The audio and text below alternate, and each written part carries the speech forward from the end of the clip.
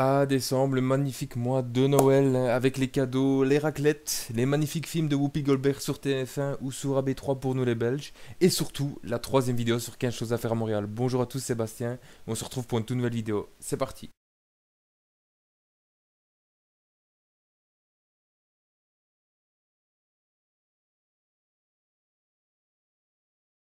Alors on commence par une activité simple, mais je pense que vers le mois de décembre, toutes les activités simples sont démultipliées tellement la joie et la bonne humeur sont au rendez-vous parce qu'on est quand même dans le mois de Noël. Faire du patin à glace, alors moi je le préfère à l'extérieur. Bon, il faut savoir que je suis déjà très nul en patin à glace, donc mes journées de patin à glace, ça se résume à moi à terre en train d'essayer de me ramasser et de ne pas tomber. Donc, ce que je vais favoriser le fait d'en faire en extérieur. Si vous êtes vraiment fan de patin à glace, vous pouvez les faire par exemple au Vieux-Port ou au Parc La Fontaine. Vous pouvez également louer vos propres patins, c'est pas très coûteux. Maintenant, si vous êtes vraiment un habitué et que vous aimez ça, pourquoi pas en acheter. De toute manière, vous pouvez les rapporter chez vous par après. Il existe des patinoires de hockey où ce que vous pouvez pratiquer librement et pourquoi pas vous entraîner avant de faire n'importe quoi. Si les températures ne sont pas assez froides entre guillemets à l'extérieur, parce que le lac du Vieux-Port, bah, pour qu'il soit gelé, il faut quand même qu'il y ait un minimum de glace. Faites-le tout simplement à l'intérieur, mais c'est une activité qui est assez cool. Et si vous êtes vraiment nul comme moi, ben, vous finirez peut-être à l'hôpital.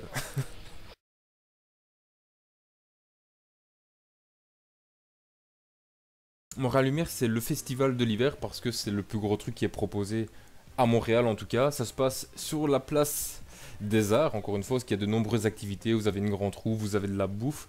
Vous pouvez même faire cuire des marshmallows. Et en général, toutes les activités qui sont proposées sont à très bas prix ou parfois même gratuits. Encore une fois, il y a des concerts, il y a vraiment tout ce que vous voulez. La particularité de cet événement, c'est que le dernier jour, ils organisent la Nuit Blanche. Alors la Nuit Blanche, c'est quelque chose d'assez gros à Montréal où ce que tout se met ensemble pour que tout le monde passe une nuit blanche dans le froid de Montréal. Et franchement, c'est une activité qui est à faire au moins une fois dans votre vie. Et si vous êtes en plus en voyage durant cette période, n'hésitez pas une seconde, participez à cet événement qui est juste grandiose.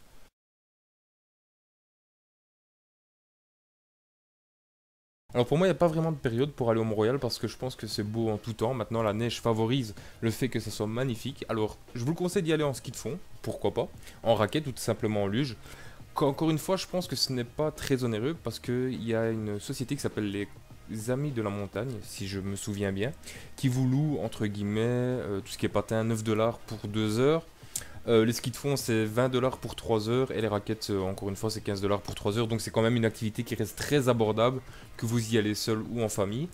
Ce que je peux vous conseiller, c'est de faire des raquettes parce que c'est quelque chose qu'on ne fait pas forcément ici en Europe et c'est surtout très physique. Ça paraît beaucoup plus physique qu'il ne le pense et il faut une certaine technique pour savoir le faire. Donc je vous conseille tout simplement d'aller visiter le Mont-Royal si vous n'avez pas encore été ou redécouvrir sous la neige le Mont-Royal et pourquoi pas aussi monter jusqu'au Belvédère pour les plus courageux d'entre vous.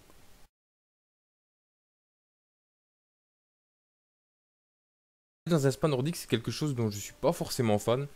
Sauf si c'est en Islande, évidemment, là je saute la tête en première dans les spas, mais bon, c'est plus naturel, je vais dire entre guillemets. Maintenant, c'est sûr qu'aller au spa nordique à Montréal, c'est toujours bien parce que on peut pas se mentir, rien n'est comparable au bonheur d'entrer dans un bain chaud alors qu'il y a la neige tout autour de vous. Évidemment, il y a le fameux moment où ce que vous devez vous relever pour sortir du bain. Maintenant, je pense que c'est en général à l'intérieur parce qu'à Montréal, les températures sont vraiment excessivement froides. Je peux vous conseiller, même si c'est légèrement cher, mais vous pouvez toujours avoir des petites réductions via Groupon ou d'autres sites qui proposent des journées ou des soirées à prix très réduit. Je peux vous le conseiller. À Montréal, je pense qu'il n'y en a qu'un seul. Enfin, un seul que je connais, c'est un bateau. J'ai oublié totalement le nom, j'en suis désolé. Maintenant, il est facilement trouvable. Pour les prix, je pense que c'est 50 ou 100 dollars pour la journée, la soirée ou l'heure.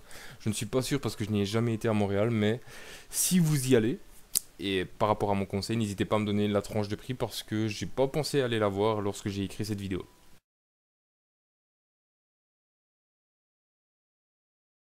Activité qui est assez récente, je pense qu'elle date de 2016 ou 2017, la pêche sur glace. Alors évidemment, ça se fait près du Vieux-Port, à l'endroit où ce que tout le monde bronze durant l'été, la fausse plage secrète entre guillemets. C'est une activité qui ne se fait plus comme dans le temps, où ce que vous êtes en plein milieu comme un con avec un trou de neige, 12 couches de manteau et votre petite chaise. Maintenant, ils ont installé des petites cabanes, ce qui est beaucoup plus agréable et beaucoup plus chaud pour vous. Ils vous forent les trous pour pouvoir pêcher. Évidemment, je pense qu'il y a une location de matériel qui se fait. Maintenant, en général, ça se fait avec un hameçon et une ligne simple. Vous allez voir, il n'y a rien de compliqué à ça. Moi, je pense que c'est une activité qui est à faire à plusieurs. Par exemple, Vous vous ennuyez un dimanche, vous réservez une cabane entre guillemets avec vos amis, vous buvez une petite bière et vous pêchez si vous aimez vraiment ça. Perso, je suis pas forcément fan de pêche. On l'a fait une journée avec des amis qui étaient fans de pêche et je me suis vraiment bien amusé. C'est une ambiance toujours très conviviale, donc je vous le conseille fortement.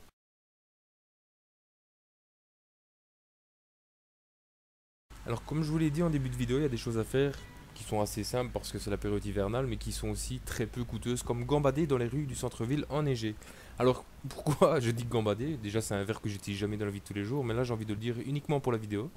C'est un truc qui est assez simple parce que si comme moi vous n'avez jamais la chance d'avoir beaucoup de neige dans le pays dans lequel vous habitez, vous pouvez profiter totalement de Montréal sous la neige parce que vous avez la chance qu'il y a énormément de services qui déneige le trottoir et la route, ce qui vous permet de vous déplacer de manière plus aisée sans vous casser la jambe ou autre chose.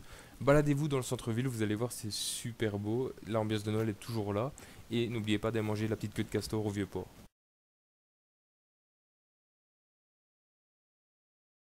Alors cette activité est très connue parce qu'elle se situe au parc Jean-Drapeau, c'est juste à côté de Montréal, vous y allez facilement en métro. Elle se déroule de janvier à mi-février, mais pour moi c'est une activité qui se passe principalement pour les enfants parce qu'il y a des jeux de hockey, de la tyrolienne, tous des petits trucs à faire pour vos enfants, donc c'est pour moi l'idéal d'aller en famille.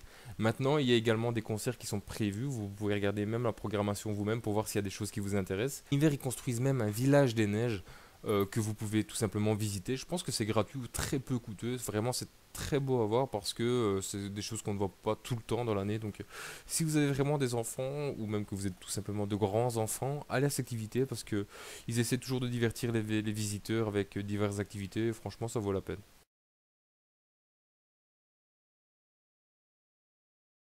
Il faut savoir que j'ai une liste de choses à faire avant de mourir et faire du chien de traîneau en faisait partie.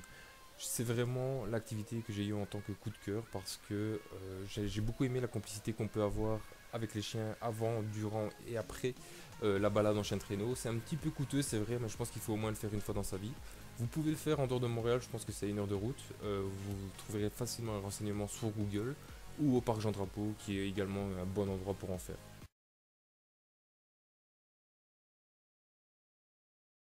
Si vous êtes vraiment fan d'animaux, le parc Omega est vraiment fait pour vous et surtout pour la période hivernale parce qu'il y a de la neige partout et les animaux ont entre guillemets beaucoup plus faim et ils viennent plus vers vous. Ce que je veux dire par là, c'est que le parc Omega c'est quelque chose qui est assez réputé au Canada parce que c'est un parc national, naturel, où ce que vous pouvez aller avec votre voiture ou même aller en car parce que je pense que Groupon organise des réductions. Je pense que j'avais pu y aller pour 13 ou 19 dollars maximum, c'est une journée là-bas. En été, on cueille des pommes. Là-bas, vous pouvez donner à manger aux animaux. Encore une fois, c'est une activité idéale à faire seul ou en famille. Donc, visitez le parc Omega parce que c'est vraiment une journée inoubliable.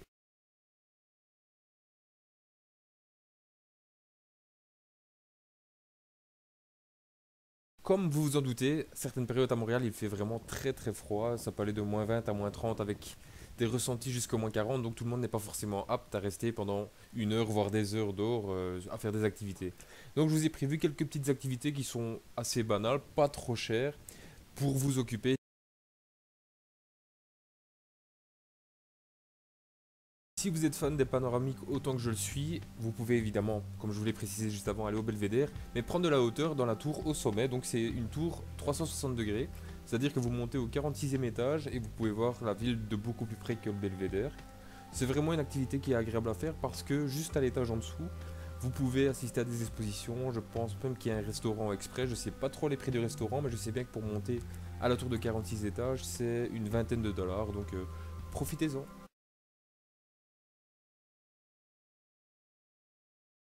Activité qui reste toujours bien sympa à faire et qui est très connue à Montréal, c'est la visite du biodôme. Alors ça se fait sur un parcours à travers 4 écosystèmes des Amériques. Alors vous avez la forêt tropicale humide, la forêt laurentienne, c'est-à-dire que c'est la forêt mixte québécoise, c'est le golfe du Saint-Laurent et le pôle Nord et le pôle Sud. Dedans vous avez des animaux, vous pouvez y aller de manière gratuite, il y a une partie qui est gratuite, une autre qui est payante, vous pouvez même prendre le pass à la journée. Pour le prix de base c'est de 20 dollars. C'est si vous êtes résident permanent. Bon, si vous allez avec des amis québécois, vous avez moyen de faire passer ça sur résident permanent, mais je ne vous ai rien dit. Je vous conseille de prendre un pass un peu plus conséquent pour vous permettre de vous rendre aux autres endroits du biodôme parce que sur le site là, il y a également un insectarium, un planétorium et le jardin botanique. Bon, pour le jardin botanique, il fait toujours un petit peu froid en hiver, mais c'est toujours agréable à faire, donc n'hésitez pas à y aller.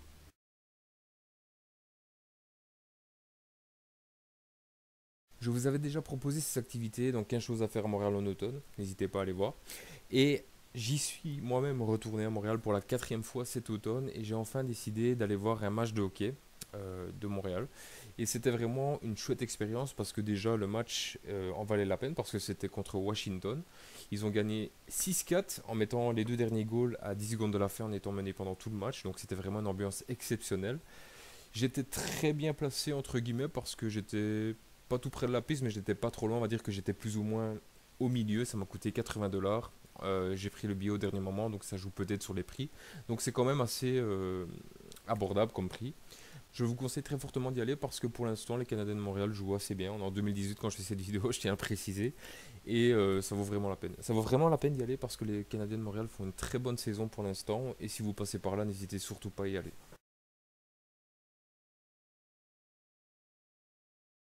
Pour moi, il n'y a aucune saison pour manger de la poutine parce que c'est vraiment quelque chose que j'adore là-bas. Ça me manque quand je suis en Europe de ne pas pouvoir manger de la poutine et des bleuets. Mais dès que vous mettez les pieds à Montréal, mangez une poutine.